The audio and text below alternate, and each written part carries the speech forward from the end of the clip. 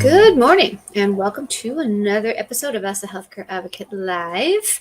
This morning, doctor's summary visits.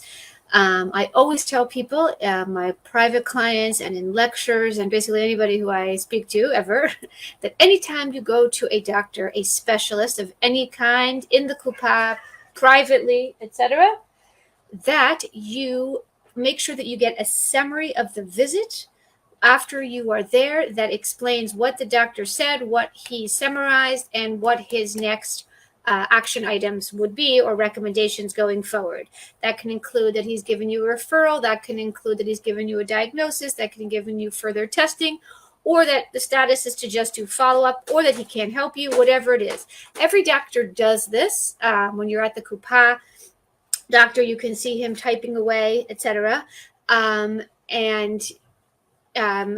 Or sometimes he writes it down if he or she is an older doctor. Some doctors who are private specialists and have their own offices will sometimes tell you that you can get the summary later from their secretary.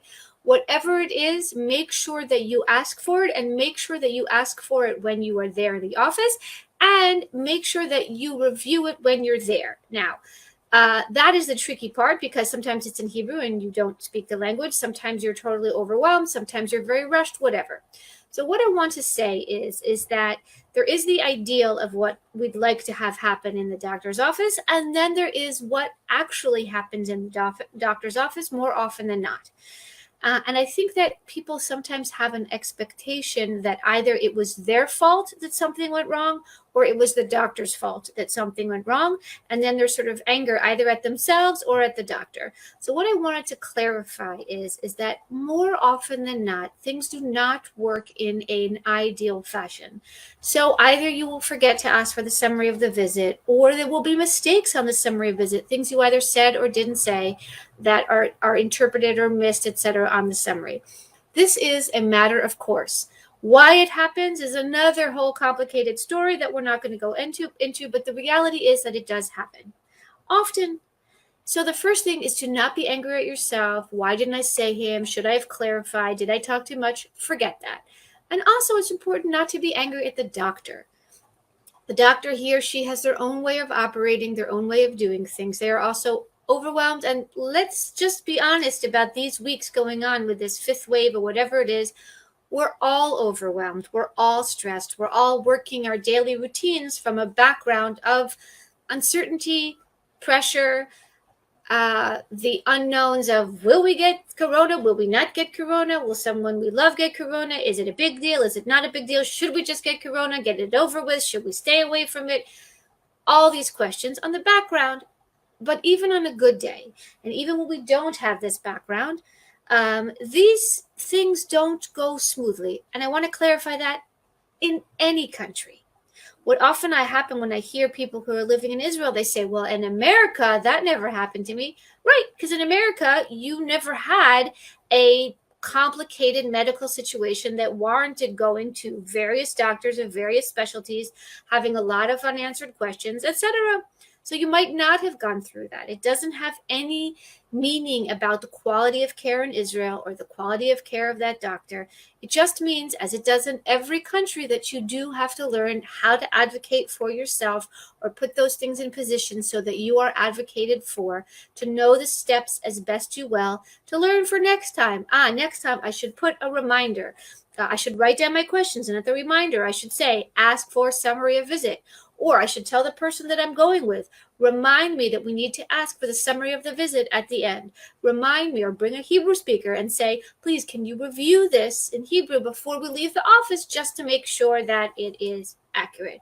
There are some mistakes that there are always going to be. Your age, perhaps background illnesses that you had or that you didn't have that the doctor didn't get wrong.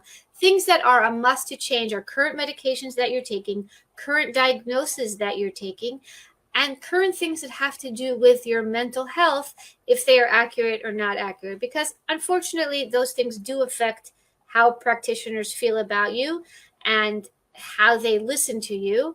Whether that's right or not is a whole nother story, but that is unfortunately what happens. So those are things to examine. So just to reiterate, on this background of craziness that we all seem to be going through is it is a matter of course that sometimes at the doctor you'll forget to say things, you will forget to ask for the summary of the visit, you will forget to mention certain things, he or she will make a mistake on the summary of visit, or they will forget to give it to you. That is the nature of medical care, doctor-patient communication. It is all matter of the course, and we need to take it in stride, not lose our bearings, figure out what we can do next time to make our lives better, make the situation better, and remember that, yes, we are our own case manager. For the better or for worse, that is the situation. And that we always need to figure out how do we advocate for ourselves. And sometimes advocating for ourselves means bringing somebody else, writing things down. It can be a whole range depending on you as a person. But there's nothing wrong with that. And the system isn't perfect, and neither are we. And so let's just take a deep breath and remember that for this morning. So thank you so much for joining me for Ask the Healthcare Advocate Live every Sunday morning between 8:30 and 9. Feel free to send me your questions, comments. Always glad to hear. You can private message me or post here on the broadcast, and I hope to see you next week.